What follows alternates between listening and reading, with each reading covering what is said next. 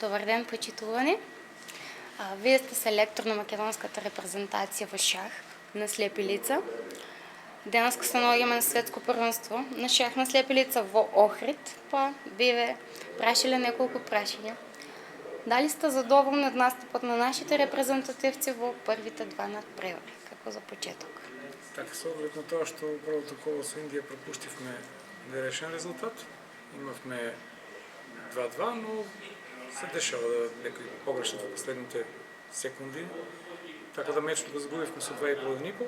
Денеска во второто коло вчера добивме меч со Хрватска и со оглед на тоа дека првите две кола имаме еден интересен меч со Индија и добар меч со Хрватска, во првите две кола сум целосно задоволен, мада сепак малиот пропуст со 2-2 ќе можеше да биде подобро. Така. Како се одвиваа подготовките? Со оглед на тоа дека ние веќе подолг период имаме континуирана работа и напредок во сите области на шахот со Федерацијата на слепи и слабовидни лица, оваа година имавме две подготвителни периоди.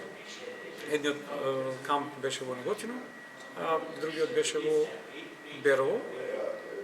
Така да и неколку дена пред самото првенство тука сме од 25 фактички на едно така да речам малку аклиматизација пред самиот надпревар и довршување на некои така од ситниците кои што претходно би биле забравени. Така. Дали сте задоволни од целокупната организација? Со оглед на тоа дека Шаховската федерација на слепи и слабовидни лица веќе е втора организација на ваков голем настан шаховски.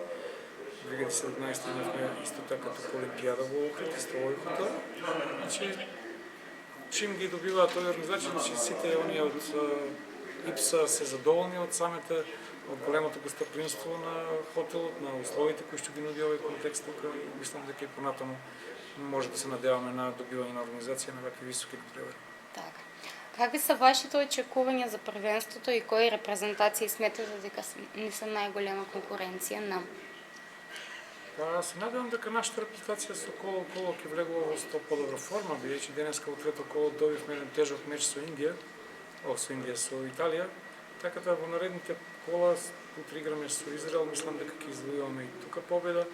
И во последните три кола ги имаме Србија, Германија, 2 и Шпанија, 3 фаворити во групата за први 3 места и тука мислам дека ќе ги решиме нашите шанси колкави се.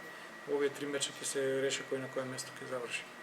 Во делот на фаворит на турнирот би кажал дека класично веќе неколку години фаворити во оваа конкуренција на слепи и слабовидни лица е Полска и нивната прва табла велемајстрот Тишбир, секако дека претходно беа русите, сега не играат на овој турнир. Тука се репрезентациите на Украина, тука се секако Србија и Германија. Има доста квалитетни екипи.